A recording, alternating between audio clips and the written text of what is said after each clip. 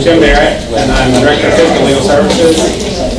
And I have been wanting to do this session for several months, since the springtime, when the county rolled out some of its new incentives. And unfortunately, the evening they were making those incentives known was also a firestorm over HB2. And so County Commission was all preoccupied with that and didn't get the publicity that I was hoping for. So one of the reasons why we put on this conference was so that you could hear from John and Heather about the incentives that already exist and a lot of people don't know about. And I think we know more about that. So I'm going to introduce those two, and then they're going to take over, make their presentations, which they claim are not going to be as long as the session is, so you'll have a bit of time to ask them questions and learn more from them. So I know I'm going to learn more. So John is a native of Buncombe County, graduated from Asheville High School in 1970, received a bachelor's of science degree in political science in 1974. I guess it's come in useful over the years. And his MA in public administration in 1976, both of those from Appalachian State. So he's married to Pat Creighton, which some of you may know, and they reside in West Asheville. Like me, John is a gardener and he likes to travel. He's also a runner, which I haven't done much lately. But anyway, good luck with that.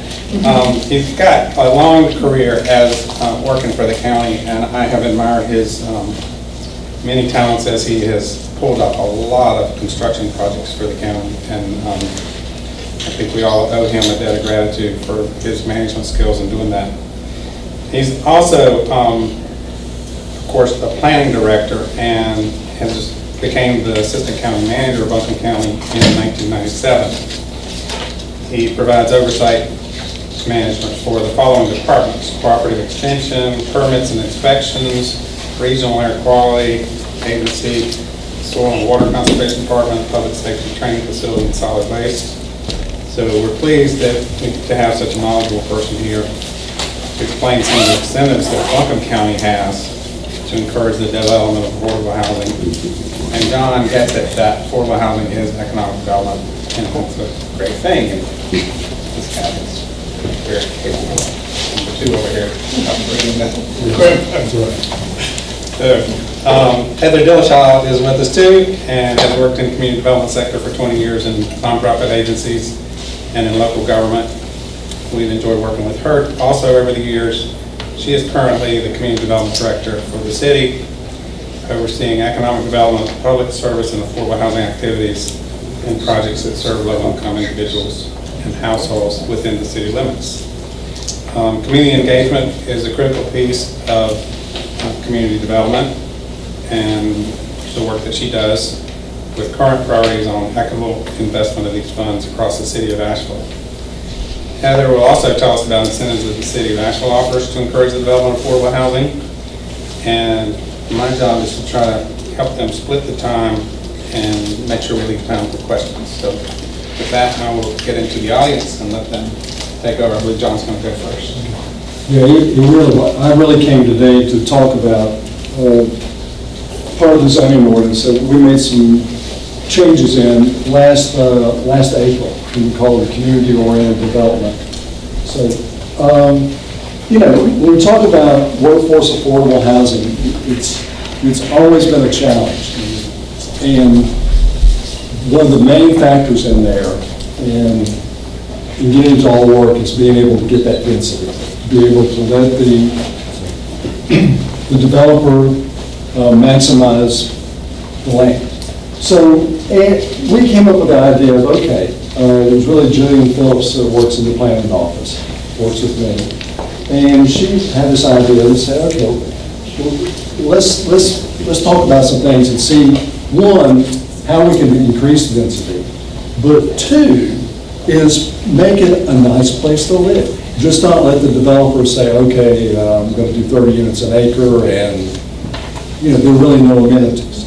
So that was kind of the objective that we started out on. So we looked at density increases up to 250%. And it's based really on a point system. What we came up with was that there were really three different areas: economy, community, and then environment and transit, that you have to get points from. And every point is a percent increase in the density.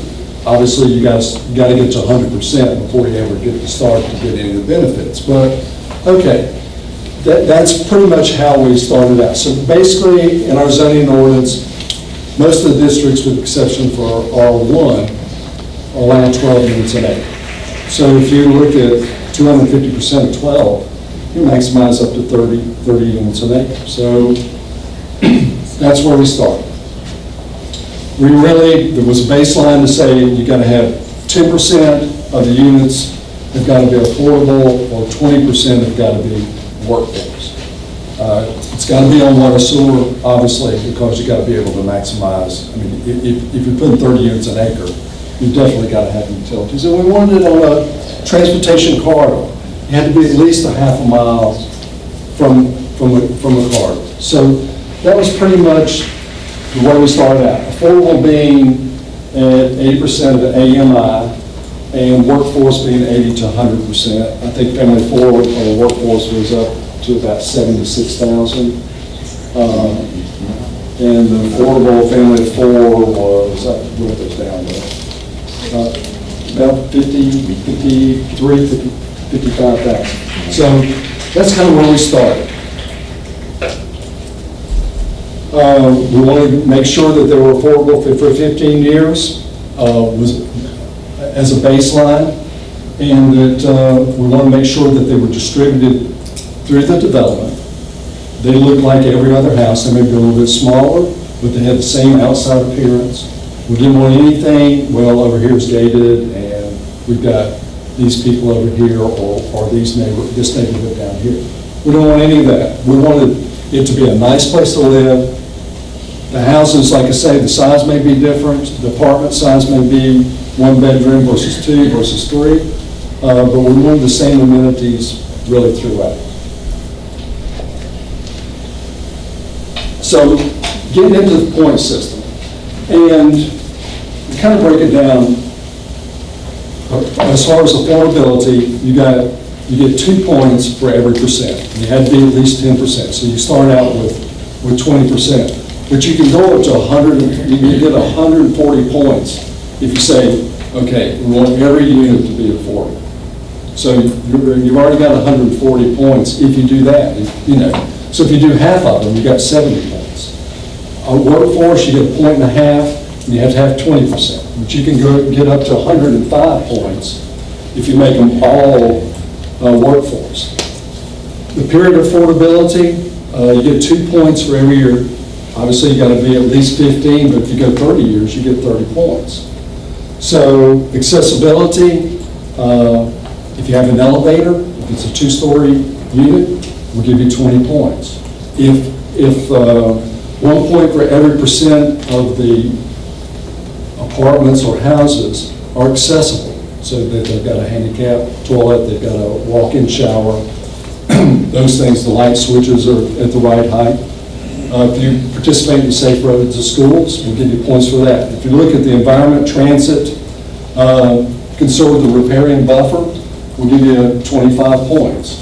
Conserve open space, we'll give you 5 points for every acre.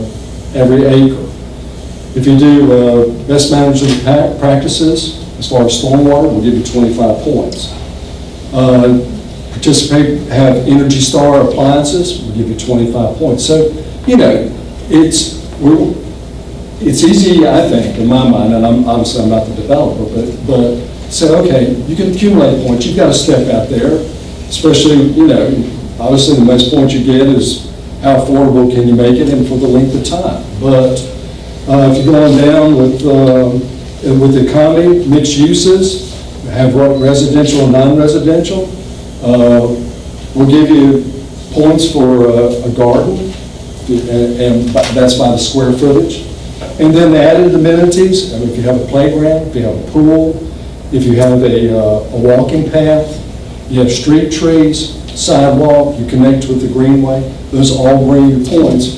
But more importantly, I think it brings really something nice to where I want to live, you know? And I think that was the key, that, one, we wanted to put the carrot out there for the developer to say, okay, here's the density, but you got to meet us halfway and make a nice project. So I've got a couple examples here. If you take a 10-acre parcel, it's in R3 zone, 20% affordable, and for 20 years, you stay off of steep slopes, which we give you a lot of points if you stay off of steep slopes and you stay out of the floodplain. You have a playground and you have some street trees. That will give you 119 density points. So instead of 12 units an acre, you've got 14 in the next one. So then you take, if you got, okay, a 10-acre parcel, same thing, R3, but you make 50% of them affordable instead of 10, and you do it for 30 years instead of 15. You avoid steep slopes, all the appliances are Energy Star certified, and the subdivision road is built to DOT standards. That would earn you 230 density points, which instead of 12 units an acre, all of a sudden you're at 27 units an acre. So, you know, like I say, we've kind of gone down this road. We've had two people that participated. In fact, we had somebody that was in the office this week that was talking about this. But East Haven is a mountain housing project. It's in Swannanoa. Just got tax credits on. 95 units, 100% affordability for 30 years. I think when you added everything up, they put in a playground. 10% of the units were accessible. They've got an elevator. They're 500 feet from a bus stop. They've got a mixture of 1-bedroom and 2-bedroom. And they have a community space that is open to the community, so that gets you more points. But, I mean, they got all 250. In fact, they got like 280 points. But maximum is 250. But this is really how it's done, in my mind. Villas at Avery's Creek, 255 apartments, 30% of them are affordable, or workforce rather. And they've been affordable for 15 years. They had a mixture of 1 and 2 bedroom. They preserved almost 1,500 feet of stream buffer. It's a mix of one bedroom and 2 bedroom. They have a community meeting space. They've got a pool and a playground, and they had street trees. And they came up with a total of 143 points.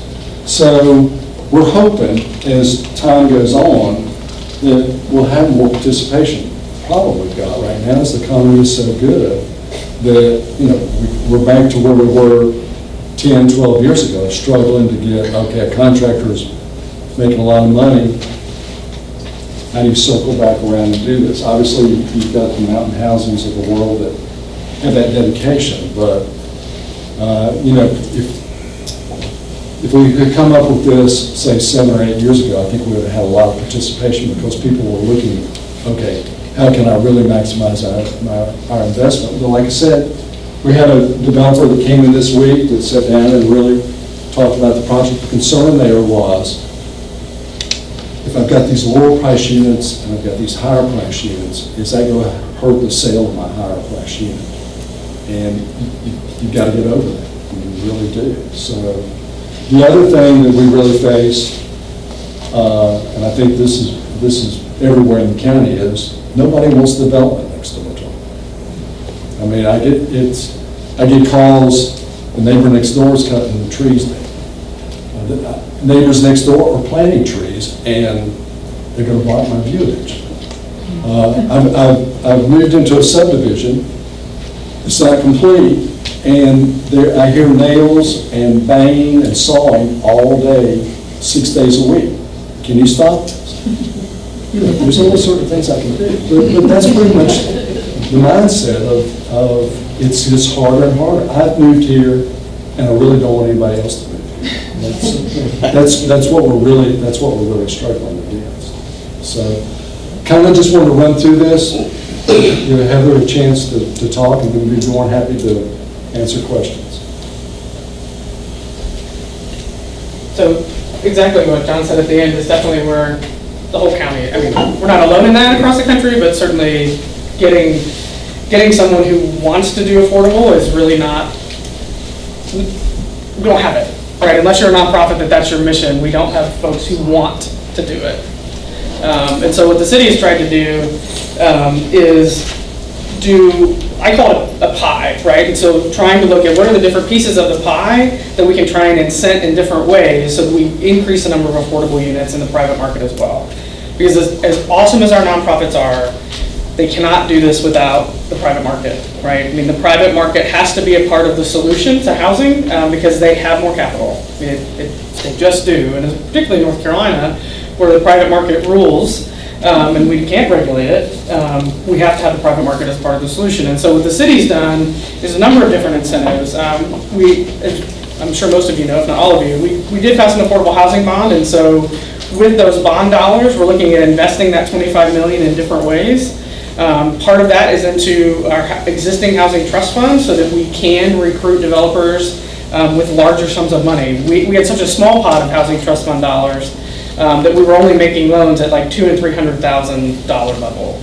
And with the addition of the bond money, we now we're saying maximum loan around $1 million. That's a very different scenario than a construction loan of $200,000, right? So we're hoping to see some impact there. So that's part of the way that council has said, let's try to dump more money into this to make it more attractive to the private market for what we have been doing around housing trust fund loans that largely have been used by nonprofits. The other incentives we've done, one of our incentives is it's similar to the density bonus, but really as a synthetic TIF, tax increment financing model. We call it the Land Use Incentive Grant Program. And it's a similar scoring model to what John described in the density bonus, is that the more affordability you have in the project, the higher your score. The closer to transit, the higher your score. The more units you have, then can get you to a density bonus from a zoning perspective, right? And so the more of those pieces of that pie that John showed that you get, the higher your score for the Land Use Incentive Grant, which means the longer number of years you will get that benefit back to you at the end of the year. Does that make sense? We have this very fancy grid that we score all these projects on that I did not put up here because it's different depending on your project. But all the information for that, if you want to look at that, and we have staff available to help you, is on our affordable housing webpage for the city. But that has been, the Land Use Incentive Grant has been the most effective tool in the private market. We had not had a lot of private developers utilizing any of our tools until we instituted the Land Use Incentive Grant in a way that would really, for a number of years, give that tax benefit back into the project or back to the developer.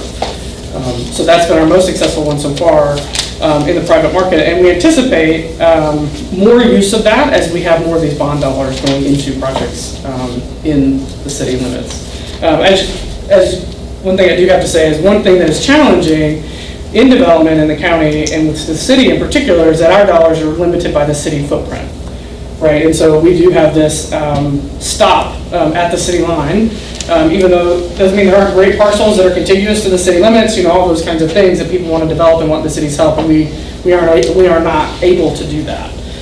Not because we don't think they're good projects, but because we're not able to do that. So there's reasons that the county has things like the density bonus. What we do have are funds, regional funds, that the county is a part of that we can put into developments like the East Haven development that John showed as an example. So that's really where the city's incentives are right now. The bond dollars, the land use incentive grant. The other thing that we are using as a tool is the conditional zoning process. If a project needs a conditional zoning, a residential project needs a conditional zoning, we are asking for affordability as a part of that conditional zoning approval. And over the last 4 years, we have gained 223 affordable units in market rate developments through that process. It's a lesser known number than some of our other numbers, but we do have 223 units across the city in market rate developments. So we're trying to do some spreading of income through that process as well. So that's a really brief overview. We were thinking you guys would have questions of us, so please. What's conditional zoning? Conditional zoning is, well, it can happen at a number of different levels. If you develop by right, then you just develop by right. But if you have a piece of property or you have a number of units that does not fit what the zoning is for that parcel, or you want a variance because of the setbacks or things like that, then you have to ask for approval to do your project in the way you want to do it. And so then that goes to city council. When the bond came out, 6 months ago, and I talked with Sam Powers about the 25 million for affordable housing, is there a way, or have you considered a way of having a portion of that that can go towards the purchase of some affordable housing? What I mean by that is that people who own their own homes take better care of it. They become better citizens, they stay in place, they enjoy the school districts they're in and things of this kind. So have you ever thought of some home ownership of homes? And the way I could do this like this is get a subdivision that someone can build. I'm not a builder of that can build a home, and you can buy down the 20% down payment and pay it up, put it in a note for 10 years with the understanding if they ever sell the home, they'll pay you back that down payment. And if at the end of 10 years they can refinance it, because inevitably there'll be equity to do that. And by having private ownership, that you find that the people who live in it do a whole lot better taking care of the property and being part of the community. So I think it's a great question, and homeownership is definitely a part of how we're looking at a portion of the bond dollars. That's great. One is through a community land trust, and the community land trust is actually the best model to go towards something like what you're talking Well, about. someday you can explain it to me. So a community land trust is literally that, is the land is in trust for 99 years and then renewable at 99 years to the entity that is the community land trust. It's generally a nonprofit that is the entity that becomes a community land trust or forms a community land trust.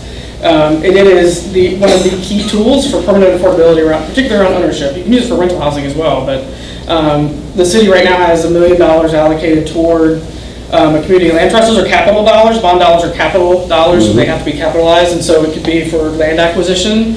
It could be for buying existing homes, so that the land that those existing homes are on goes into the community land trust, and those homes stay affordable, not just for the households that's there, but the household that would come after them. So there are different models to do that, but the community land trust model, we believe, we see this across the country, is the way to preserve affordable home ownership and to create it. It's both things, and we hope to be able to do both over time. You can start it with one lot, one house, right? So we're, as most of you know, Asheville is a fairly opinionated place. Y'all notice that? And so we are having a very robust conversation in the community with folks who are interested in the community land trust. So nothing happens as quickly as I want it to happen, but it is happening. So that is definitely one direction we're going. The other direction that we're looking at, and this is the reality around home ownership in Buncombe County, particularly in the city limit with the availability of land, is we have to do different kinds of home ownership. The single family detached 0.2 acre lot, it's not affordable. You can't build that at an affordable level, right? And when you look at urban areas that are growing smartly and are able to look at household incomes across a broader spectrum than we do around ownership, you're talking about townhouses and you're talking about condos, because we have no place. You're going to hear more about this at lunch, about the missing middle. But we either have rental housing or we have single-family detached housing that, if you're lucky, is $250, right? We have a very small percentage of condos and townhouses in our market. We have some, and the ones that are there stay occupied. And when they go on the market, they get sold because they'll sell at 140, right? And so we have to increase that product, or a product like that, if we are going to have home ownership across the spectrum of incomes. And that's true across we're not unique, but if we don't do that, then our home ownership, we're gonna lose our home ownership just to those who are wealthy enough to afford that. And it's happened in other places. We'd like for that not to happen in Asheville. So we're looking at that for some of how bond dollars might be spent too. You were first. Well, this is for probably John, this is a county question. How come the county is got a moratorium on new mobile home parks? We don't have a moratorium on new mobile home parks. pretty sure it is, that's my understanding. We don't, huh? We could develop a new mobile home park. Yeah. We don't see those very much. Where you don't, and John, if I have any comment about that, is basically, and this goes with the city too, and I've talked to Ben about it and other people, is that over the years, mobile home parks, the requirements, zoning and building footprints and things of this kind have been increased so much that it's very hard to have a house that I sell for $50,000 and to put it on a lot that's $85,000. You can't do it. And again, I'm going to invite you out to go to Wellington. We require, I'm trying to think, one parking space beside and a parking space out front. Yeah, I understand, but I'm just saying I don't know, that, I don't know how you're closing in any yeah, type. yeah, I understand. It's the minimum lot size. Yeah. It's 6,000 square feet, that's a lot for a mobile home. But we're talking about parks. Correct. The new parks, I mean, if you create a new park and you've got a minimum 6,000 square foot requirement for each lot, very hard.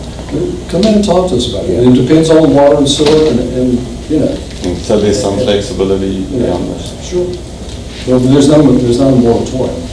There's no moratorium, I It's know just, that. it just depends, basically, a lot of time what drives it is what environmental health people. It's the infrastructure, it's the sewer, water, you have to be near, Yeah, and if you're then not- you go into what you mentioned earlier, not my backyard. You know, and that happens too, but the county's big enough that it should have places that have water and sewer and have it open enough that you're not gonna let a lot of neighbors complaining about it. We have a fair amount of R3, and we have a tremendous amount of open use, but you don't have the utilities there. This is probably more for the city, but maybe the county as well, just in terms of, what incentives are there for renovating existing housing? Because as we build and then set a sunset at 15, 20 years out, are we not just kicking the problem down the road and have to continue building every decade? We are kicking the can down the road. Yeah. Absolutely. We're seeing projects that had a 15-year period of affordability. These are condos in the city that had a 15-year period of affordability that ended last year. Yeah. Those condos are now selling for $250,000 to $300,000 because they're downtown, right, near the River Arts District. So what the city is looking at, and council has really stood up and said this, is that we're looking for longer and longer terms of affordability because we are kicking the can down the road. How is that put in place and then how is it enforced?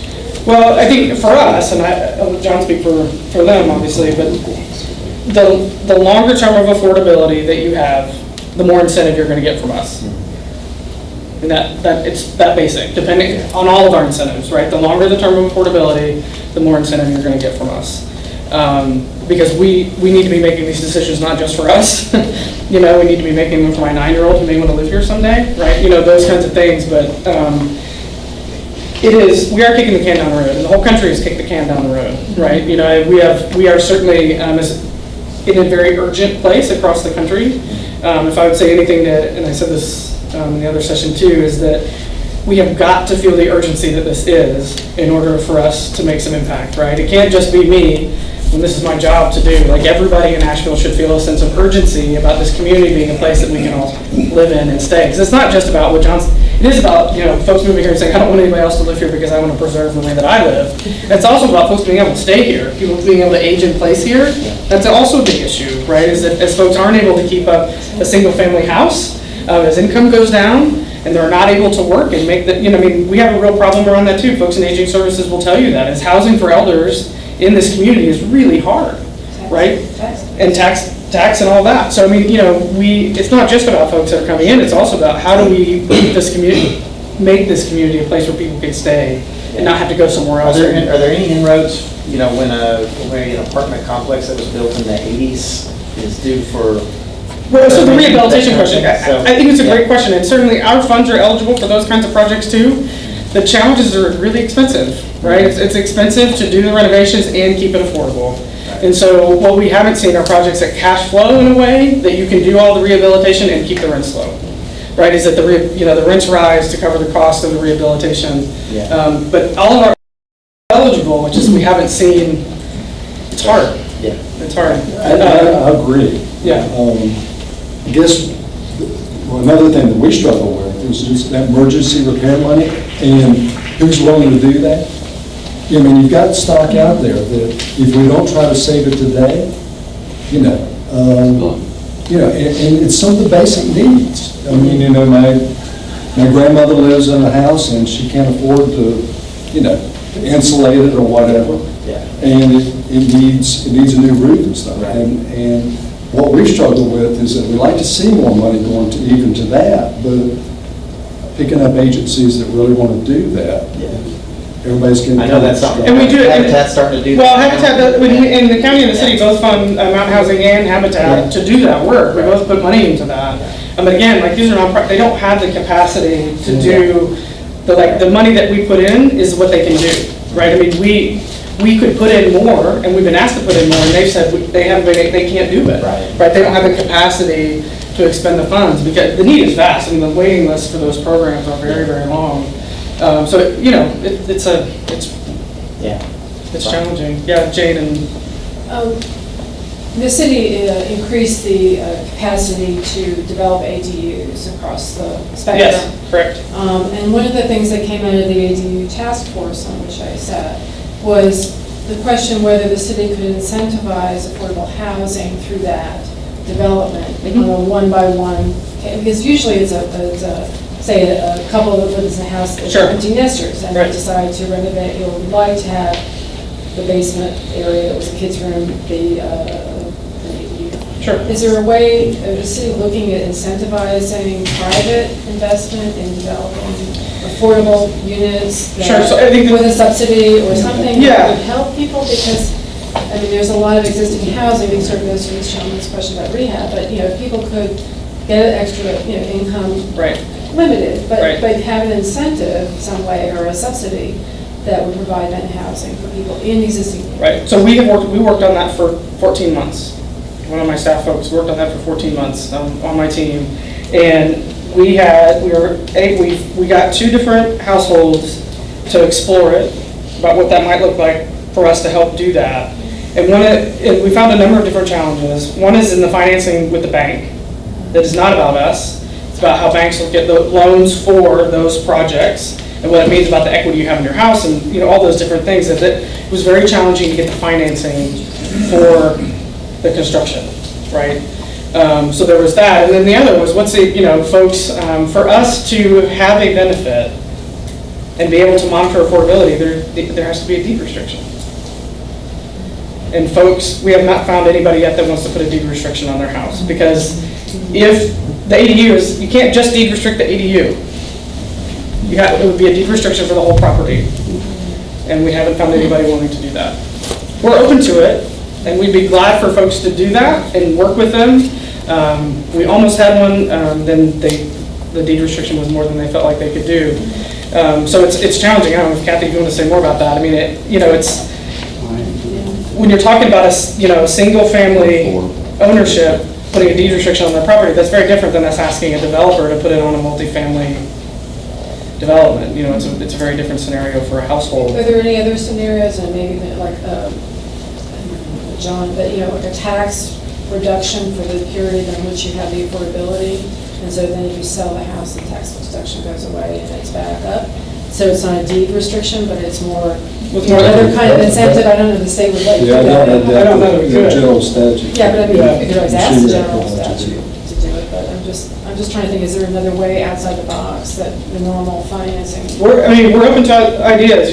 We tried really for many, many months Just added. to try, and because that was something council wanted us to do, and we're like, well, that could be interesting if we could get more infill. Sure. The interesting thing we did find with a number of those ADUs is that a number of them are affordable, which is great.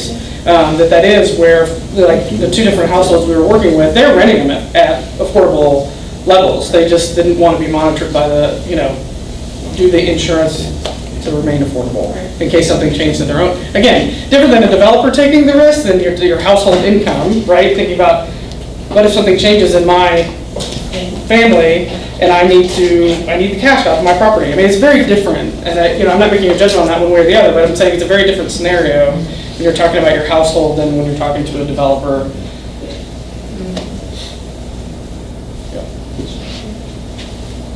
Dominic, Let me go over here, Richard. or- I just related to what you were just saying, and I was asking this in the other session and got a surprising answer, but what is the impact of things like Airbnb and VRBO on Huge. availability? I know the city and county have different regulations Right. on that. Does the county anticipate tightening regulations as the city has done just to promote long-term rental? Not at this time. We went down that road about 3.5 years ago. But it's got to have a gigantic impact. It has a very large impact in the city. If you just go to Airbnb and search Asheville, Right. And I was thinking, the ADUs, you said you had a couple of people who were looking at incentives, but they were already renting their ADUs at affordable rates, and in part, I'm guessing that might be because of the regulations. Normally, that would, in the county, that would more likely be an Airbnb situation. it Would be is affordable. more of them than city or Airbnb. Yeah. Well, I mean, And they're not supposed to be, right? They're not supposed to. ADUs aren't Doesn't mean supposed that, to be. I didn't say it was legal. That's an enforcement But- issue but- more than- But it happens. I mean, it happens a lot. I mean, Sure. we're enforcing it, we're able to enforce it more now than we were because we have some staff behind that now. Yeah. But again, capacity-wise, I mean, we don't have the capacity to walk down every street and knock, I mean, that's what it takes, Yeah. and so we haven't. Can I just add one thing on that? I mean, there used to be, and if you've lived here long enough, there were a lot of ADUs throughout the city, I mean, apartments rented in houses, and I think the market has changed so that those are no longer available. They were, for many of us who were in our 20s when we came here, places we lived, Yeah. but they're not here anymore. I mean, there's one on my street that I know it has to be Airbnb, just with the traffic that comes in and out of there, but there's not somebody who lives there all the time, right? I mean, it happens, yeah. What we're seeing a lot of is people want to do alternate housing.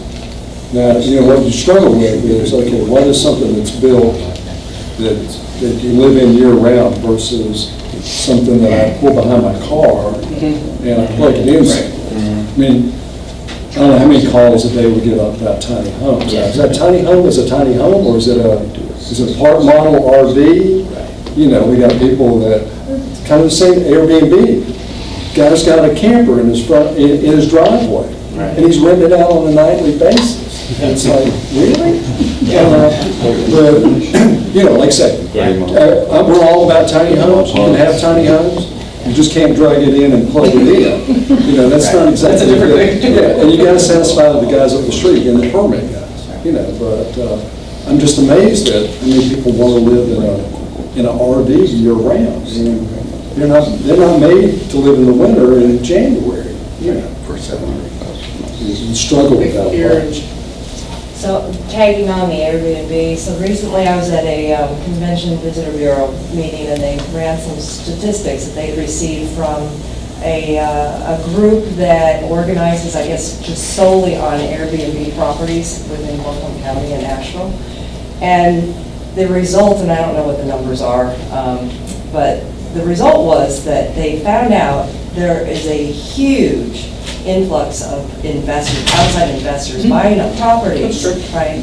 Driving up our market You can just look at property value. cards and see that, yeah. Right, exactly.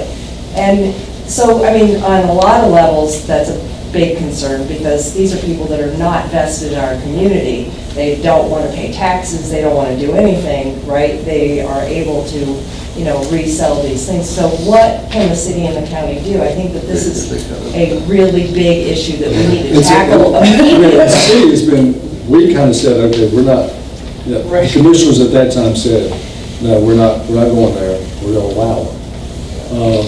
But I think it's a constant It's struggle. a constant issue, and I think we're going to see it be a constant issue. I mean, we're in an election season right now in the city, we have, there are 4 seats up, on the city council, and I don't speak for council, I don't pretend to, but every council has struggled with this issue, and I anticipate that the new council will struggle with this issue as well.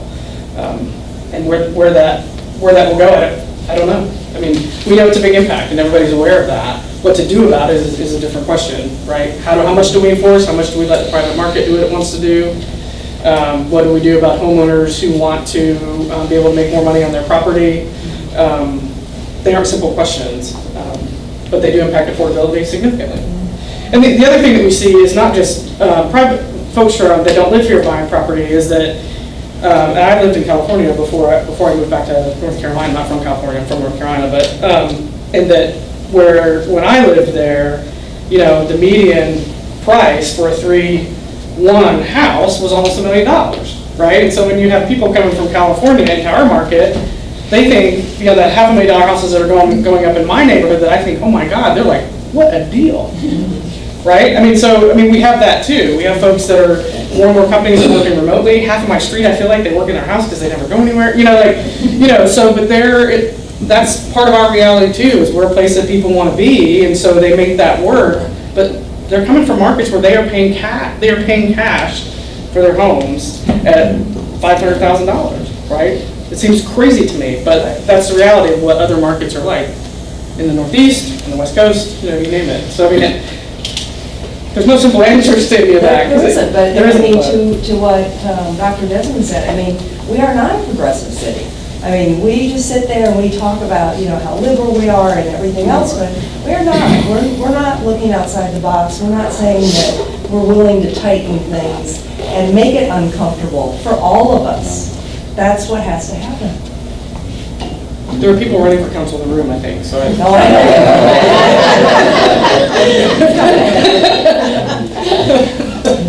No, but, I think, we have, over the last couple of years, made significant, we have shifted into more enforcing the illegal Airbnbs. We have done more. We have stopped more. I mean, I don't have those numbers. I don't know if you know off the top of your head either, but we have done that. And we will continue to do that if that's the direction the council continues to want us to go. But, stopping it completely is really hard. That's just, it's hard. VJ? I have a question, just kind of changing the topic a little bit. You mentioned, Heather, that you all are limited to the city, that your dollar ends where the city boundary ends. But I'm curious in terms of what collaboration that the city and the county have been doing, or whether it's monetary or otherwise, to look at it from kind of a more countywide, regional perspective. Well, Asheville is in Buncombe County. Sometimes people forget that, but You remind us. so I mean, we collaborate quite a bit. There is a regional housing consortium that includes Buncombe County, Madison County, Transylvania County, and Henderson County. Used to have a lot more federal dollars behind it than it does now. We only get about $1 million a year now, but the way that we generally use those funds is for projects like the Mountain Housing Project in Swannanoa, or a project in Transylvania County that is doing that, or Habitat in Henderson County. I mean, so that's really kind of where there used to be several $1 million a year coming into the region, but these are home investment partnership funds. Congress slashed by 40% a few years ago. So we used to have a staff person that just did home, and there's so little money now. I mean, we're funding Eagle Market. Right. Lee Walker Heights, we're both funding Lee Walker Heights for development, right? So, yeah, and Right. yeah, what's a good project? I think that's the most. Yeah, I think part of what I had in mind, just in terms of the question, is particularly some of the properties that are kind of like on the bordering of I know we're in the county, but sort of the quote-unquote city-county divide over there. And just thinking of it as regionally, transportation issues and other types of things like that, I was just curious as to what, it may not be in your department, maybe some other places. But there's quite a bit. I mean, there's a lot of negotiation that happens when there are projects that are close to transit but not quite there. And, what does that look like for the county? I don't remember what it's called, but the county transportation to pick up right there, those kinds of things. So there's quite a bit of that. Yeah. This year, we're taking on a transit master plan as an example that will include looking at those areas just outside the county on how housing. So this is my boss, Kathy Ball. She's the assistant city manager with the city, so that's why I keep looking like my, yeah. But she knows more than me about it. I know that in like Palo Alto, California, affordable housing has certain rules, like you have to live in Palo Alto or work in Palo Alto for a certain amount of time before you're eligible to purchase one of those units. And then it's at an affordable price. Is that something that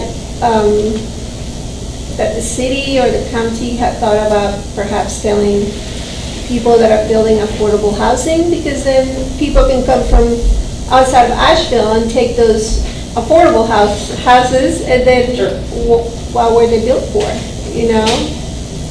I'm not sure we have any authority to do that.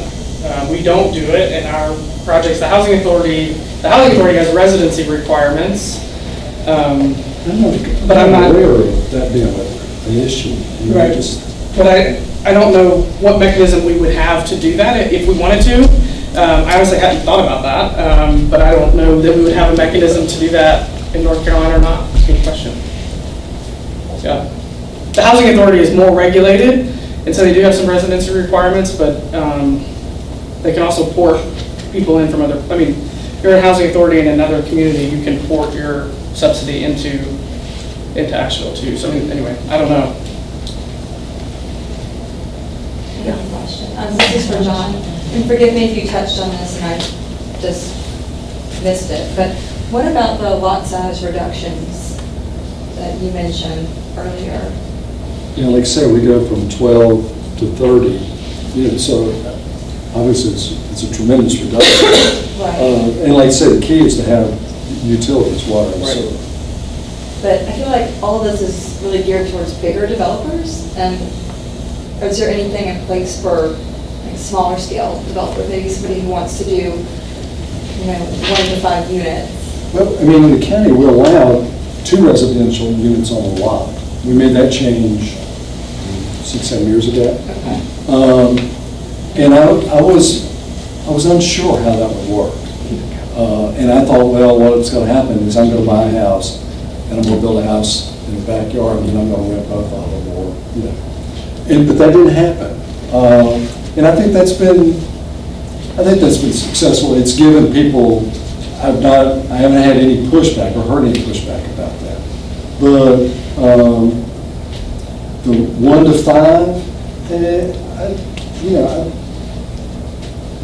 we've lowered our minimum lot sizes from what they used to be, and trying to address some of that. Yeah, like I say, I think we pretty much try to be as dense as a city, you know, of trying to get those units there. The key is that once you get out of the zoned areas of the county, there's no utilities. So you're back with struggling with environmental health and how to manage the well and the septic. A lot of times that really dictates how much. So why doesn't the bond fund go towards expanding the infrastructure in the OU zone? Well, it's their bond, and 25 million. Won't go too far. Thank you very much. That gets you across the street. Well, the bond fund has to be spent in the city limits. Yeah. We can't expend those dollars outside the city limits. Would you increase the height restriction? Putting units on top of the existing building? I think that's something we need to look at, depending on the corridor. And we have talked about that in some of our other corridors, about how do we build more smart, really, is the question, right? Did I say that right? Or wrong phrasing, smarter? Sorry. When you have a 9-year, anyway. Sometimes I use 9-year, but when we look at our corridors, like if you think at some of the commercial corridors in the city, then we know that they're vastly underutilized, right? If you look at Tunnel Road, if you look at parts of Patton Avenue, you know, one of those things in those commercial corridors that is different than residential corridors is how can we be more creative about developing those parcels and not just have a 1-story building, right? And Palo Alto is actually a really good example of this. Palo Alto has this all over the city. There's no like 1-floor commercial building that does not also have units on top of it, right? So on those corridors, or commercial corridors, we would love to see more creative development there. And it is possible, and we haven't seen it yet, but we know that we need to be more creative about that. So did they mandate it in Palo Alto? I don't know. California started regulating their housing market long before anybody else did. So there is more that's possible, but they're also not in any less of a crisis than we are because the prices went up so high. But We have language in EDA that encourages that, but it's an option. right.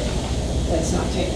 Right, and that's what I'm saying. So we'd love to see more creative development. It's just not, we can't require it, right? So if a private developer buys, like, one of the things that the shopping center that gives me the most angst is the Whole Foods shopping center on Tunnel Road. I mean, all great stuff in there, but it is a giant piece of property on a transit corridor close to everything that anybody would need, and there's no housing on it, right? You know, so I mean, those are the kinds of parcels that we can be more creative with. That was a private developer. I mean, it's not a judgment to that developer. It was just that's how that project cash flowed, and it did well, and it's doing great, right? So, but more creative uses in our commercial corridors is what we really, really like to see. In West Asheville, there are two projects that are now live work projects that's going on in Beecham's Curve. And Oh, right, yeah, right. You know, Yeah. Jim Diaz is doing two Right. buildings there. Yeah, right there. Where you have the residents above and you have the workspace under. And that's a great example of a smaller infill That, project, yeah. yeah. Yeah, thanks for bringing that up. Jim? I was just going to ask y'all that if you have a minute, and I don't want to put you too much on the spot, but if you could each talk about your trust funds, because there might be people in here that don't know about that. Sure. And what they could be used for. Colin Donis would do.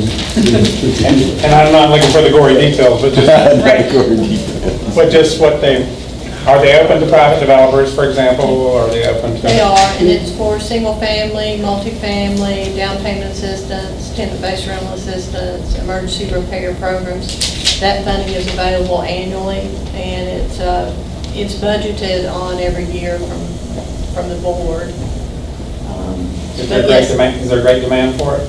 Yeah, very competitive. And your cycle's coming up. It is coming up. How much is available?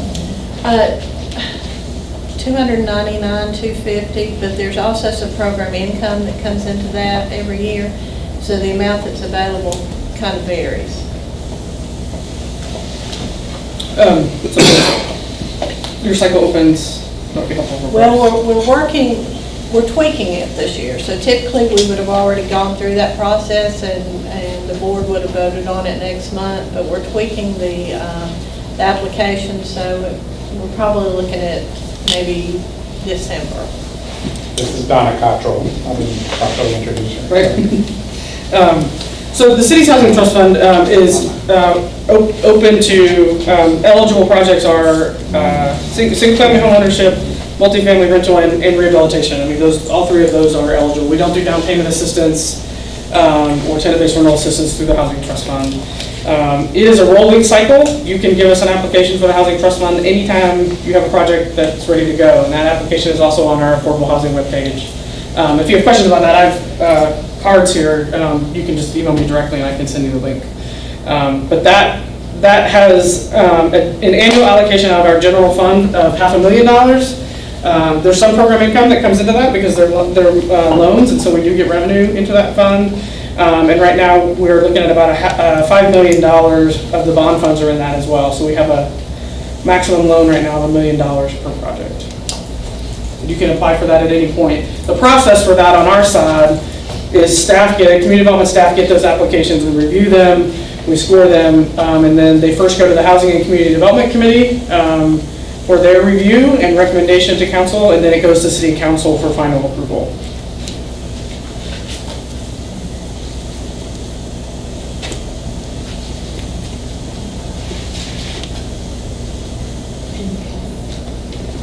I think we I was just, I don't almost want did to good on add a time. note of Yeah, yeah. information. Something I found out very recently that I was really impressed with is, as a developer builder, one of the things that the city, at least my understanding from a certain city staff member, is that the city has available the ability for me as a builder to build an affordable housing unit, and it's my responsibility to assure that the buyer fits the categories. Once it's sold, the city takes that responsibility over for the rest of the life of that house.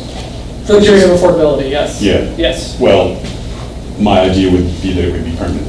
That would be my idea too. So Yes.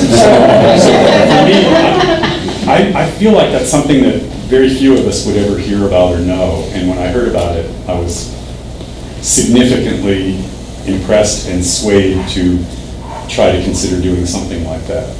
Right, we monitor all of our projects, because affordable housing, and I should have said this, affordable housing is not just about the price of the unit or the house, it's also about the income of the household. I mean, I would love to have a cheaper mortgage too, right? But I can get a mortgage.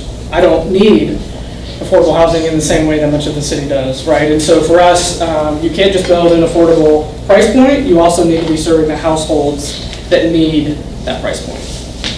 Yeah. And we take care of that. Yeah, I think it's alleviating a tremendous burden. So all the apartment complexes where we have the conditional zoning units and all that, we have staff that go and meet with their property managers and help do all that. Yep. We try to make it as accessible, as easy as possible if you can use the word easy in development, but I'm not sure you can, but we do try to make it as possible as it can be. Because we have a 5,000 unit deficit in affordable units in Buncombe County. Big number. So please feel urgent about that. And talk to us if you have any creative solutions. I think Kathy would echo this. If you have ideas, we want to hear them. We are looking at everything's on the table. You know, if it's something we think, like John said, come talk to us. You know, if you think, oh, well, this zoning doesn't allow it, or I don't think this is, well, come talk to us about it. Yes. Can you speak just briefly about the viability and future of city-owned affordable housing? Great question. We don't own affordable housing. We have liens on some. We have loans in some properties. We don't own it currently. Whether we will own affordable housing in the future is a question yet to be determined. We might. In the development of city-owned property for affordable housing, a development we're working on right now on the corner of Hilliard and Klingman, we are ground leasing the project. We aren't going to own the project, but we are going to continue to own the land. So that's one model. But we don't know. I mean, we're looking at, again, that's one of the things that we're open to different ideas about, because we know we need to look at all the pieces of the pie about how to do that. And so when we're looking at developing these certain pieces of city-owned property, the folks that are helping us do that are helping us look at different ways that financing happens, which is about ownership, all those things. So I don't know. We don't know yet what that would look like, but we're also not taking it off the table, depending on that. But right now, the project that we have in the pipeline that involves city-owned property, we are retaining ownership of the land, and the developer is going to own the project. The hard part, right, is we aren't property managers.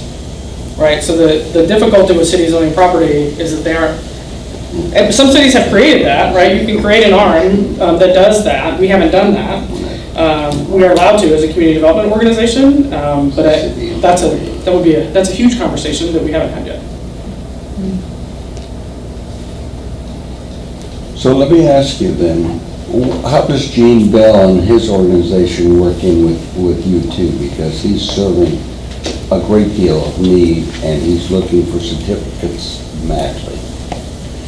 So we partner, like John said, we partner really on the financial side in putting money into redevelopment.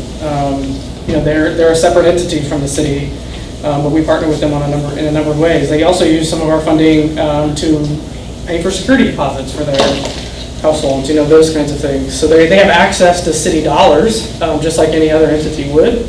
And that has been the most viable way for us to be in partnership with them. As the community land trust model unfolds over the next few years, I think that will be interesting. They own a lot of property, as does the city, so that's often where community land trust will grow, right, is looking at how ownership of those properties goes into a land trust, both from the city side and the housing authority side. So who knows? I mean, I think it's a good question, but right now, they're a developer now, and so I know they are, yeah. we are putting money into the Lee Walker Heights redevelopment. Thank you.